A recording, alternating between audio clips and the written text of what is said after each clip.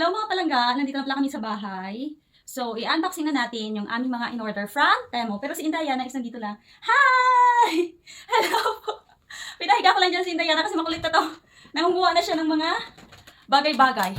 So, let's unboxing! Indayana is nandito lang sa gilid ng mami. Mag-unboxing tayo. Tran-tran! Alam niyo naman na kaming magpapilya is mahilig kaming umorder sa may Temo kasi yung Temo is mura lang siya. So, yun. So, this is it, pansit. The first item that I got from Temo is itong kay Indayana. Look! Ito naman siya, is-in-order ko para ilagay sa stroller ni Indayana kasi nga lumalaki na siya at kailangan na comfortable yung kanyang inuupuan or yung kanyang likod. So, binili ko ito siya. Yung second one naman, ito siya, brush to siya sa sapatos.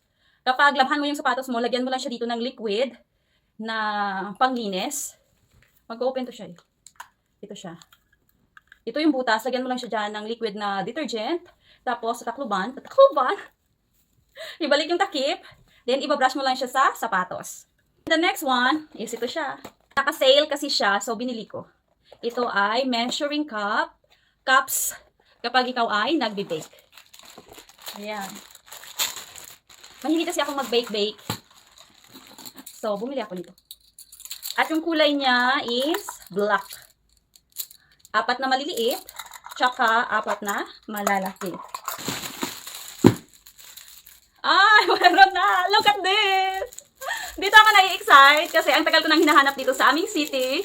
Pero sa Temo ko lang siya nakita. Alam nyo ba kung ano to? Ito ay papagod sa lupi.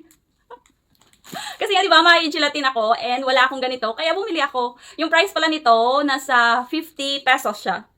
O, di ba? Bongga. Nakakita ko sa Temo. Then, another kitchen hack na naman ang nakita ko sa my Temo. This is another. Look. Kapag ginakuha mo yung ginprito mo ba na mga isda, mga baboy, or anything na ginaprito mo, gamitin mo lang siya. Kasi may strainer na siya dito, oh. Diba? Ang bongga. Ito. I'm so excited for this, Ito pala siya is nakita ko sa TikTok.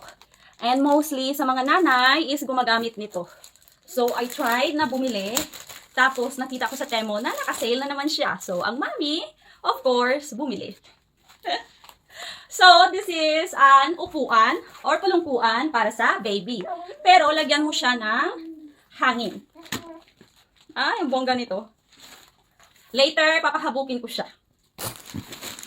Ito naman is yung mga bagay na tawag dito. Ito naman yung order na hindi ko inaasahan. Hindi inaasahan. Kasi, hindi to dapat siya yung order ko. Kaso, napindot ko siya.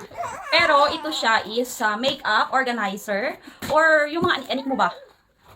Na pwede mong ilagay dito. So, medyo pricey siya. Pero sabi naman ng aking jusawan, kita niya, sinabi ko sa kanya, sabi niya okay naman. Kasi talaga daw na magagamit ko, especially na dalawa kami ng aking junakis. Kaya pansit, tanggalin na natin. And charang! Ay, ang ganda rin niya, ha? Plastic siya. It's a plastic cabinet or makeup organizer. And meron siya dito, oh. Pwede mo rin paglagyan ng mga anik-anik mo or something. And dito, ang ganda niya. Ay, hindi na rin ako lugi nito kasi ang dami namin gamit ang aking junakis. So, may paglalagyan na kami doon sa aming bahay. Oh, bahay! Diba? Ang bongga. Kasi dito pala sa aming city is hindi talaga siya kumpleto sa mga gusto mo ba na i-decorate sa mga bahay or something na ilalagay mo sa kitchen, living room, or sa mga room. So, bumibili kami online ng aking asawa kasi nga na-discover namin yung Temo. Oh, Temo, baka naman! So, thank you so much, Temo, for all the reducere or mga naka-sales na mga items na aming nabili. Hanggang dito na lang. Indayana. Si Indayana, kikinig lang yan.